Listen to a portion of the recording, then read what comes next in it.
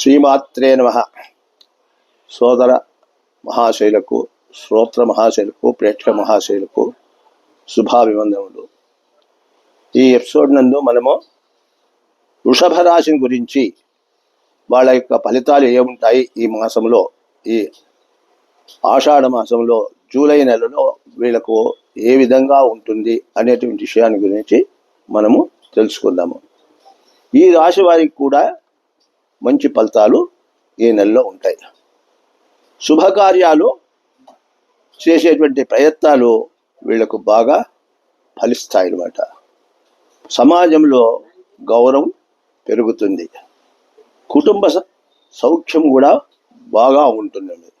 వీళ్ళు తలంచుకున్న పనులన్నీ కూడా సులభంగా నెరవేర్చుకోగలుగుతారు. ఆదాయం కూడా వీళ్ళకు బాగా ఉంటుంది. వ్యాపారస్తులకు వ్యాపారాలు మధ్యస్థంగా ఉంటాయి.